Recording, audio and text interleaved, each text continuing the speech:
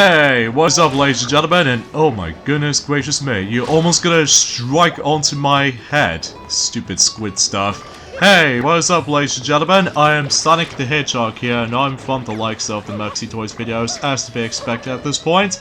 Ladies and gentlemen, welcome back for some more of Let's Play of Super Mario Sunshine for the Nintendo GameCube. So, last time we have managed to able to gather some more of those shine sprites, in addition with some of those blue coins, journey forms of Wrecker Harbor, and since we, despite we have not actually 100% for that entire world yet, most notably because we are lacking with something, but even then we'll discuss more about it whenever we continue things on through our journey. So today, for this episode, is the fact that we're going to be taking on the next new world in this game, but before we do that, we need to once again take down this particular gooey stuff once again, except now, although it still has the exact same color as before, but except now, that until he forms to the second half of the fight, he now spreads a lot of those little squid stuff. So this means it makes things a little bit tricky and difficult than before, but still pretty easy nonetheless. So either way, still 6 hits as usual, because if you think that he was practically over and done with, but it turns out he doesn't. So either way, before you're able to actually open up the next world, let's go ahead and get rid of these son of a biscuit. That just took me a hit. Anyways, let's go ahead and clean this lovely, adorable blue toad. Thanks, Mario. Yeah, I appreciate that, Toad, because you are flipping adorable. Anyway, well, aside from most other people seem to think not, but either way, that's just my theory, and even my opinions as well. So anyways, let's get into the forms of the next new world, which is Gelato Beach. Episode 1, Dawn, but Sandcastle Secret. So right from the start though, is the fact that we actually get ourselves a secret level for once. And from here, we actually come across into ourselves these new types of enemies introduced in this game, which appears to be counter quacks themselves. Normally, you can't kill them, obviously, because instead, I think every time you spray them, and especially noticeable, they just get knocked over. In addition with those blue ones, as you can see with those counter quacks, we also get ourselves the very dangerous red ones, because, well, you probably know what I mean until whenever we're able to get on with the infamous mission in the whole entire game. But then again, we'll explain more about it until likely on Wednesday. So either way, once again, we are basically become floodless for the most of the time. And, well, it takes place in some sort of like almost near towards the sandcastle itself. By the way, the only thing I loved about these obstacle courses, like these layouts as you can see, is the fact that not only for those obstacles does manage to give you some opportunities to come across into a different obstacle themes, but also I really love the backgrounds too. Like for instance, in the Bianco Hills, especially noticeable with this particular world, Gelato Beach, that the entire environment, as you can see right there in the background, usually takes place in some sort of like a starry kind of background, but with a rail tracks attached to them. And I believe in the forms of Wrecker Harbor, that it does manage to able to get a lot of emphasis on 8-bit Mario sprites, which even then, that does look pretty cool. Especially noticeable whenever we get into the 4th world in the game, which I'm not going to talk about it until later on. But from now on, let's just go ahead and mainly focusing on, for the majority of this stuff, most notably grabbing the shine sprites, as you can see right there. Yeah, as you can see right about now, we actually come across into those sand blocks, which every time you stand on one of these sand blocks, they all start to disappear after a while. But then they'll start to reappear then during a few seconds notice, so I just want to point that out. Oh, what do we have here? During the forms of Delfino Plaza, it appears to be a weird submarine kind of vehicle. Oh, wait a minute. Looks like the toads are starting to get panicking, like usual. So I wonder what this toad has to say. Horrible, horrible. Princess Peach has been kidnapped. Oh, for crying out loud. We've already saved her. Oh, jeez. I wonder how it could possibly go wrong, but either way, let's not focusing on that right about now, because we're now we're about to be hitting back onto episode 1 right here to deal with the forms of the first secret shine sprites on this world. So either way, hopefully they'll bring us something kind of familiar, and especially noticeable how the fact that, well, I believe once again we have to deal with the forms of the red coin challenge once again, so I think that makes it totally obvious for that point right there. So even then we'll just go straight for the actual entrance right there, where the actual arrow is going to point things out, and hopefully we'll try to deal with the forms of the red coin challenge from here. So yeah, that's how it goes basically. So either way though, because for the majority of the forms of the Let's Play itself, luckily though, unlike the forms of Super Mario 64, as well as Super Mario 64 DS, and even Super Mario Galaxy and Super Mario Galaxy 2, that every time you turn off the game and turn it back on again, your lives will be reset to its normal amount, like specifically 5 lives. And just like the forms of Super Mario 3D Land, as well as Super Mario 3D World, lives will be saved, so thank the Lord for that, because mercifully, it doesn't matter how many times you die in this game sometimes, because thankfully you don't have to worry about the forms of the actual, the resetting your lives counter anymore, so even then though, because chances are, it just makes things a little bit generous with you, because trying to 100% this game is actually notoriously difficult for quite a number of reasons, but then again, we'll point it out whenever we get into the forms of the majority of the harder missions throughout this game offers us to, which, then again, we'll talk more about it until then. So anyways, let's go ahead and get ourselves the rest of the majority of those red coins, as you can see. It only took about a minute to able to grab every single of those red coins, as you can see. So, even then, it's not too bad and not too shabby either. But, actually, kind of think about it. Before you're able to actually grab the Shrine Sprites, let me just go ahead and grab this, another extra life. So, just in case, for sake of troubling some. So, even then, though, because chances are that, again, if we decide to tackle through the hardest missions of how this game offers us to, well, I can recommend just trying to do that for the most of the time. But anyways, we're now on to 25 Shine Sprites so far, which, kind of thing about it, I think that we almost at the quarter portion of the game, but even then, though, not far off from it though, unfortunately, but we're getting there. We are slowly getting there. So either way, now let's head back onto this world yet again, and try to take on the next mission, which is Episode 2, Mirror Madness, Tilt Slam Bam. Get it? Because the forms of that specific missions suggest that we need to take on the forms of those strange looking creatures, including that particular familiar enemy from the likes of Super Mario World, which is specifically the Wick Girl itself, which from the looks of it though, she was actually having a nap. Alongside with those little wicker segments, I think that's what these enemies are known for.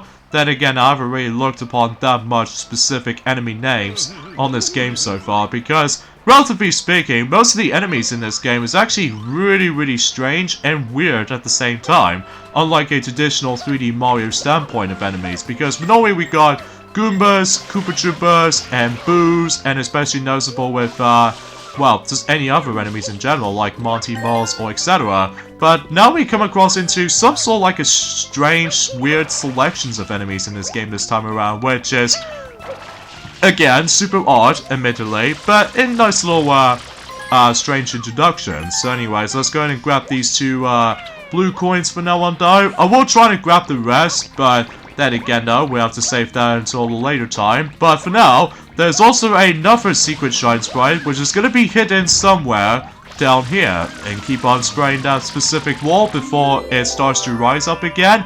Then that way you get yourselves, what else? The next secret Shine Sprite, in this case the second secret Shine Sprite. So either way, it's not too bad though if you manage to get the hang of it though, especially noticeable if you manage to know this game for very long time, such as myself, even though sometimes I always get confusing for you guys out there, for those of you probably think that, what happened to the forms of the linear style of missions, as you can clearly tell? Well, chances are I'm gonna have to follow my own pathway, so even then I hope you guys do understand that, so...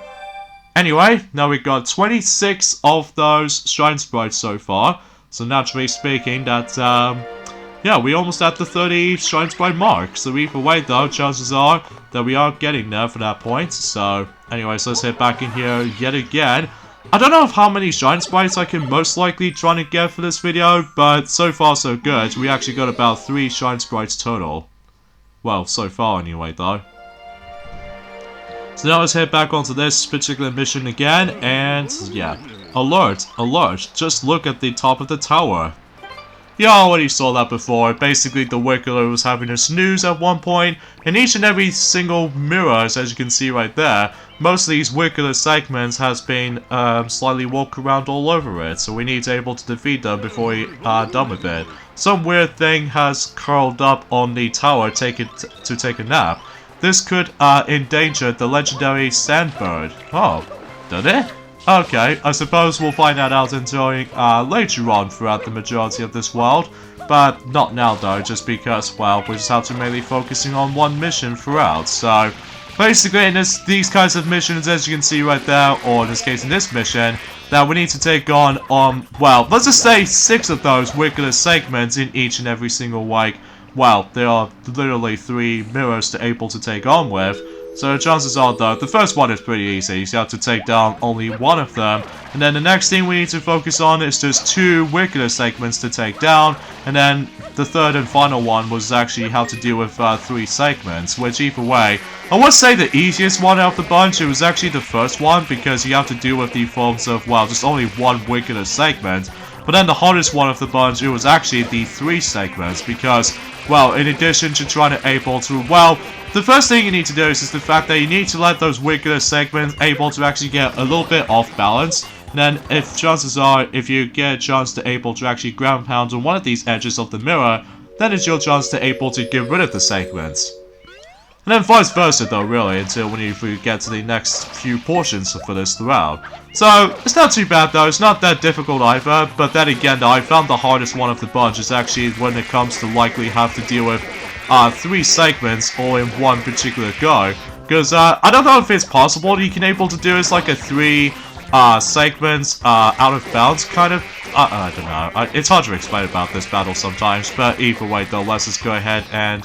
Yeah, sometimes these actual noises can get pretty irritating every once in a while, but that's just the actual main purpose of this throughout.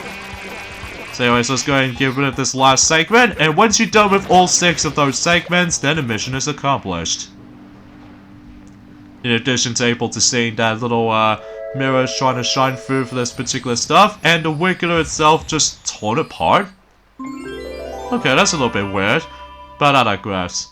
So when you deal with that, then the shine sprite will immediately appear just usually around the same spot as in whenever you're trying to deal with the sandcastle part ever since in the first episode, or the first mission I should say.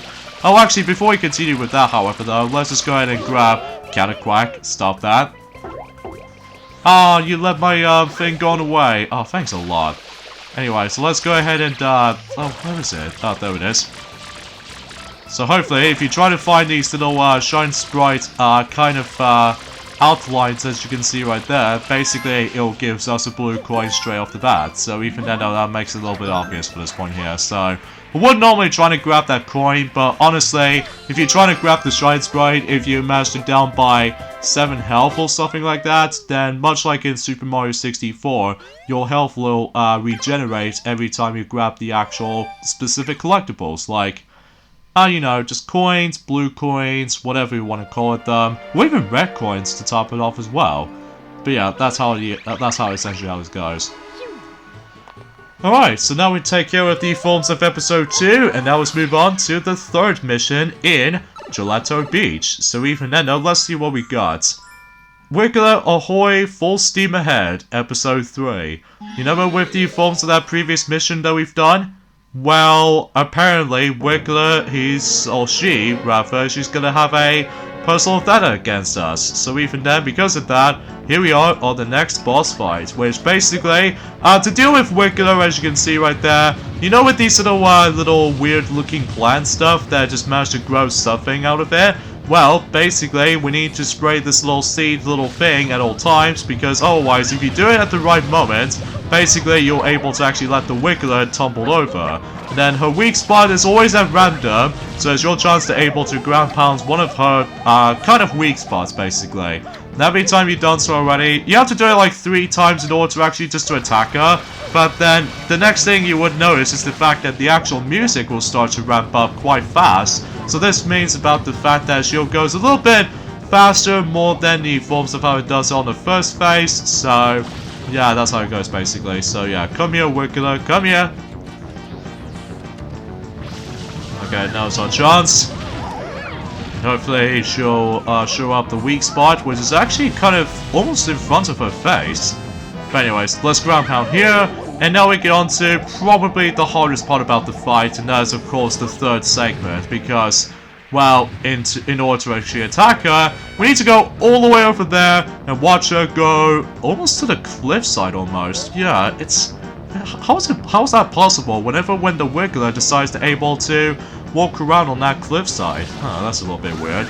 But anyways, to deal with her on this last hit, basically we need to just utilize this particular thing right there, as I said this before, but then the only difference is now that we do have to get a lot of timing positioning. But what makes this a little bit tricky and difficult than the other two phases is that sometimes if she manages to go onto the water side of things, unfortunately your ground pound is unable to attack her, which means I have no effect on her. So even then, it's always kind of like a random luck factor to this fight, however though, whenever you try to deal with her weak spots, but that's the only nitpicking I have with this fight sometimes. But not in a bad way, but it's just that it just kind of shows how the fact that sometimes I was going to be able to try and finish her off in the fastest way as possible, but sometimes it always ended up on the water rather than just onto the actual ground or almost above to the surface, which I know seems illogical, but I have no idea why. I just keep on messing things up just like this.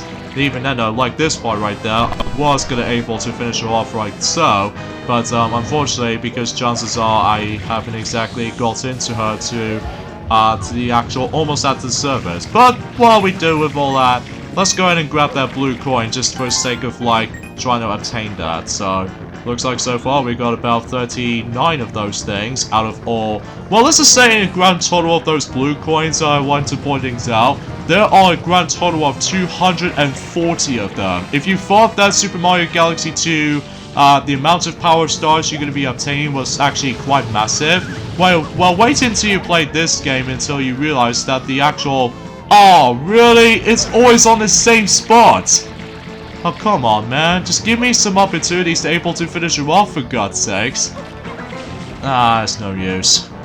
If only if I could have had the metal cap, but unfortunately the metal cap wasn't in this game. But, oh well, whatever. Let's just hope for the fourth attempt to able to actually make it count, but still, you have to be so accurate with all these little sand castles to able to actually just obey from. So I'm hoping this will make it happen. I can see the frame rate starts to drop a bit, but even then, there we go. We now managed to finally get a chance to finish her off, and boom! And there goes the Wiggler herself, even though she was now kind of disappears out of sand? I don't get it. But I digress. Even though I kind of think about it, that particular Wiggler looks incredibly different from the likes of how he does it when he used to be in Super Mario 64 as well as Super Mario Worlds, because normally Wigglers managed to able to become, like, let's just say yellow, but in this game in particular, it was actually green, which I was like, well, that's a little bit different from what we used to. But I digress. That's the long part out of the way though, so now let's go ahead and move on to the next mission of this particular stuff. That's... Mario, can you get in there? Thank you. Oh, jeez. Anyway, so let's see what we got for episode 4. The Sandbird is bored. I think I remember since as a kid actually, I had a lot of struggle with this mission sometimes. Mainly due to the fact that with this one annoying moment where, well, we'll find out whenever we dive right in. So for now, let's go ahead and meet us in here, and then hopefully we'll able to actually see the glorious legendary Sandbird. But before we do that actually, then we just go ahead and just do some nice all sorts of skills like, you know, with the water diving kind of slide, and also just trying to able to perform a lot of cool tricks and stuff like the triple jump and stuff. Seriously, I really love the my Nintendo GameCube controller because you can able to do all sorts of precise movements, which can be same applies onto the Super Monkey Ball games for sure, despite there's only 2 games on the system, but I digress. So here we go, on to the forms of the next obstacle challenge, which is of course the actual Sandbird itself. And as far as the actual layout suggests, basically we are once again gathering all 8 of those 8 red coins. So basically, this is what the ultimate challenge comes into play, I feel like, in this mission. Now is the fact that sometimes the physics, such as this one right here, always becomes like some sort of like fickle at points, because sometimes if I was able to jump onto the next point of the actual Sandbird itself, and then most of the time my physics goes a little bit all over the place, which sometimes though it can be pretty much a problematic, I feel like, when it comes to physics or momentum sometimes, but no big deal. per se, but even then, from the looks of the actual environment, it does kind of reminds me of one of those exact same environments as you remembered from, let's just say, in Super Mario 64, where in that game utilizes with I don't think I can make it. Nope, I don't know if I can make it. So that's a bit irritating, but at least I can try this again. And the next thing I notice is the fact that when it comes to getting the blue coins on this mission though, I think luckily there are about 4 of them. So I'm really hoping I can able to gather them. So just in case I can able to actually just for the sake of collecting them. So even though I kind of do the same ways of how it does it where Slim Kirby used to do this Let's Play back in 2014. So, excuse me. Because I'm might as well able to actually decide to do it this fashion way. So, let's see if we can get that extra life from here. Oh, okay, good. Phew. That was a little bit too close for that comfort. And let's just grab this blue coin here. And, oh goodness gracious, this is gonna get a little bit nerve-wracking. Especially, whenever we get to this point right here, this is what the hard part comes in whenever I master first time playing this as a kid. And that is, of course, when this, the sand birch will decide to able to tilt a little bit onto the side, which means that we have to be exactly dead on for that side, because if you do not make it in time, chances are, unlike the rotating cubes that I always have like an easier time get onto that stuff, whilst in this, oh man, it's always fickle sometimes. But luckily for me, it doesn't bother me anymore, because even then, that was back in the old days where I had a lot of frustration back in the day.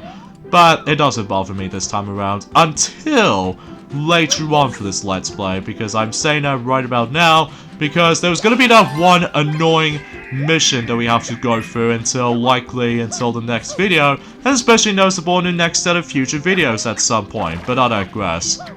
Oh, don't you dare slip off, Mario. Please, for the love of God, don't slip up. Okay, good. Whew. Because I really refuse to able to go for that stuff again. But, regardless of such, we have accomplished it.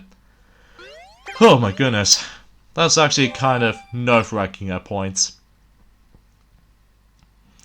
Anyway, so now with that out of the way, now let's go ahead and move on to the next mission. So even then, let's see what we got this time around.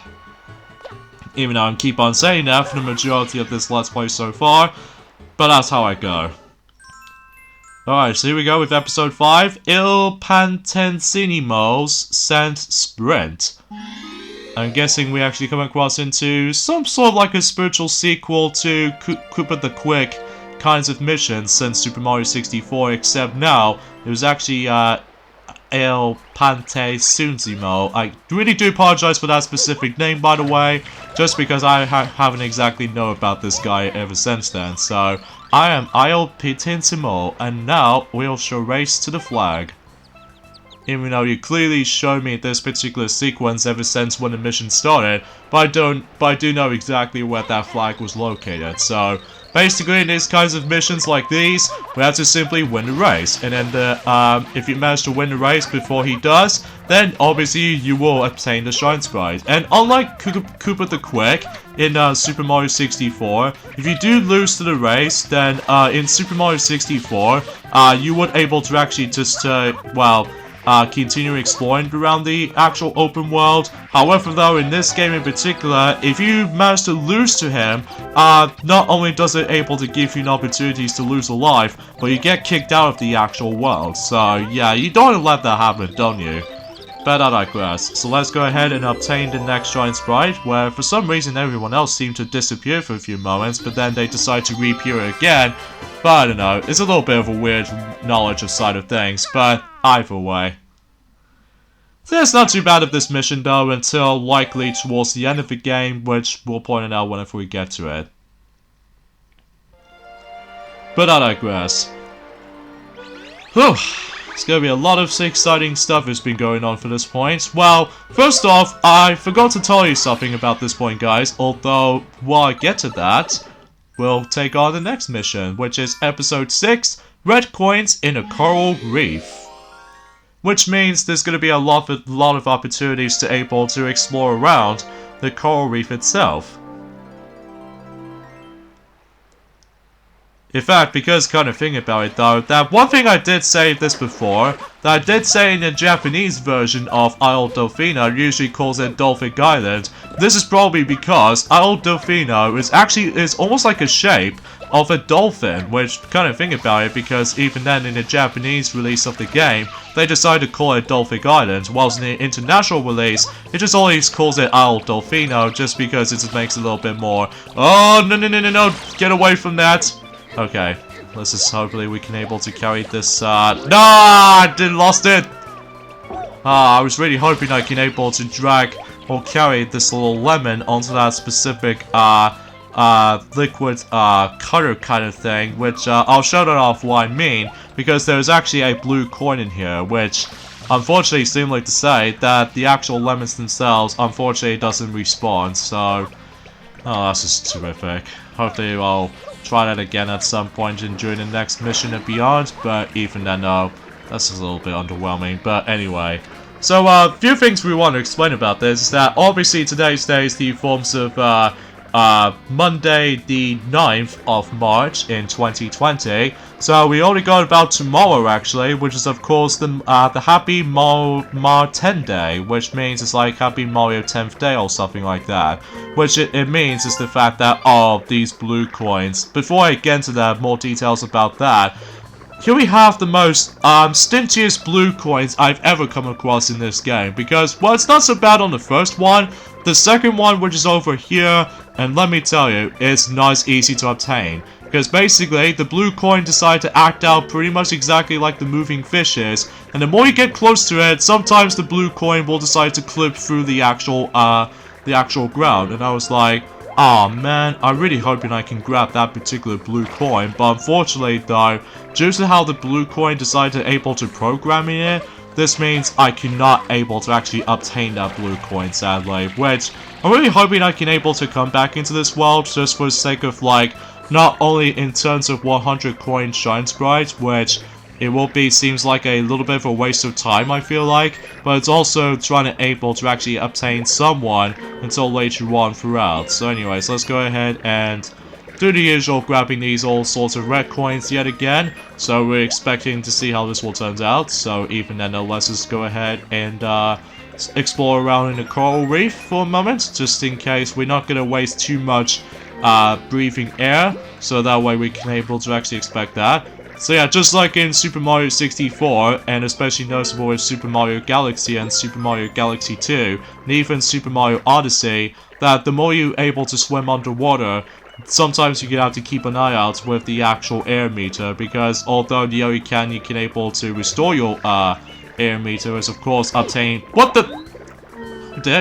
How dare you, stupid fishies? Well, not so much for you guys, but the ones the enemies look alike. But anyway, let's just obtain that one over there, and hopefully we should able to actually find the last two just beyond in this bit. If I could swim down, which even then, in order to actually just to swim down, it's by simply pressing the B button. Just want to let you guys know that. Where's the last red coin? I think it's somewhere just beyond over here. So there we go. There's the last red coin on that specific mission, and turns out we actually did that pretty alright and such. So even then though, I guess that makes it a little bit obvious for this point right there. So anyways, let's obtain the next shine sprite, and we are good to go for this point. Well, until from now on anyway though, until likely result in this Wednesday in particular, until likely the 11th of March. Oh man, you will be something else. Anyway, so I think I might as well do one more mission as it is, and that's of course going back into there once again and trying to take on the forms of the next mission.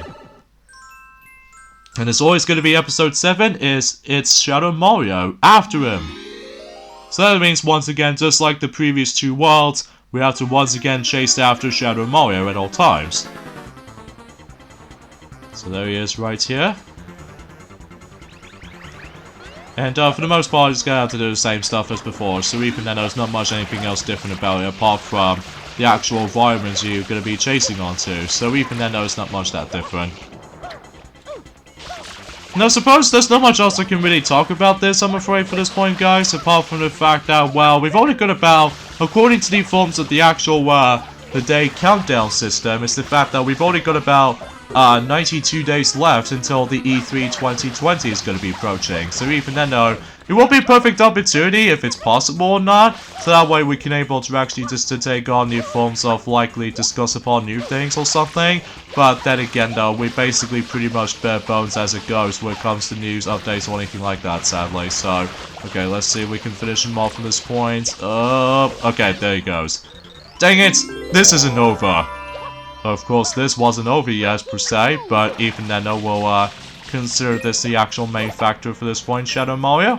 But anyways, let's obtain the rocket nozzle again, so that way we can able to do the usual grabbing those, these blue coins yet again, so hopefully we would find some of them for the time. I still have no idea why I totally don't get the fact that with the sign over there, but I need to be selecting that specific episode in order to actually just to do it, but it might take a while though, so even then, let's just ignore that from now on. Before I obtain the actual Shine Sprite I was going to go after for, I just need to take care of the some of those blue coins first before I do something else entirely. But also I'll revisit those previous 3 worlds, assuming if I actually obtain someone first, such as, of course, the actual key word for, you know, in episode 8 that I can't do in Record Harbor because we need to acquire specifically someone in order to actually access to it. So if you drop this little the actual fruit right there onto this little that thing right there, it actually gives you a blue coin. Just want to give you a heads up.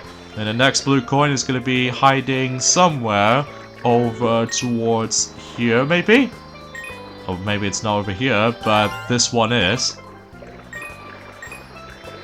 So yeah, we're slowly getting there, folks. We are slowly getting there. It's just for the fact of the matter is, though, I'm gonna have to mainly focusing on multitasking, basically. I know some people might find it a little bit tedious as it is, but I just feel like trying to do that because even then, I always double check in certain amount of places I need to double check on, and also same applies to some other areas I need to explore through too. You can utilize the actual novel or the another great box thing right here, but either way, I'm not going to show this off just yet, because even then it's a little bit too early to predict right now. Oh, no. I probably should able to hit over to the right, as you can... No, get up. Thank you. Hui. So that way, if we go over here, then, well, in addition to getting knocked over by that, we also get another blue coin, so hopefully there should be another one onto the tight ropes. And there's not much else I can talk about, honestly, guys, because either way, though, it's just that, well, we are slowly progressing so far, probably because most of the actual distractions of, you know, blue coins collecting, as well as some occasional missions that it might take a little bit of a long while to able to finish up with. But either way, though, that's how I feel like when it comes to doing these kinds of stuff. So anyways, let's grab that blue coin. So that way, the actual total we've got right now is 48. So, yeah, we are getting there. So even then, though, I think the amount of total we've got left is, well, we got 192 of those blue collectibles left. So that's going to be the insane amounts we can get. So, but yeah, trust me, it will take a long time to able to actually collect those kinds of stuff, but believe me if I tried. So anyways, let's go ahead and get the next blue coin, and I think we are basically done as it is. There's also another blue coin, which is actually onto that counter quack, but it might be pretty unpredictable at this point right now. How did that hit me? I have no idea what's going on right here. But then again, we're mainly focusing on that on a later time because, well, we didn't have someone with us yet. So even then, from now on, we'll take 32 Shine Sprites as it is. So even then, I think that makes the job done for this point as it goes. So, yeah, there we go, folks. I think, seemingly to say, we got the endings off at this point right there. So join me until Wednesday for more of Let's Play of Super Mario Sunshine. And that was the fact that, oh no, we're about to be going on to this infamous mission in the whole entire game, aren't we? Which means we must able to go through episode 8 in Gelato Beach. And I'm not looking forward to that. So see you guys then. Later, fellas. I'm out of here.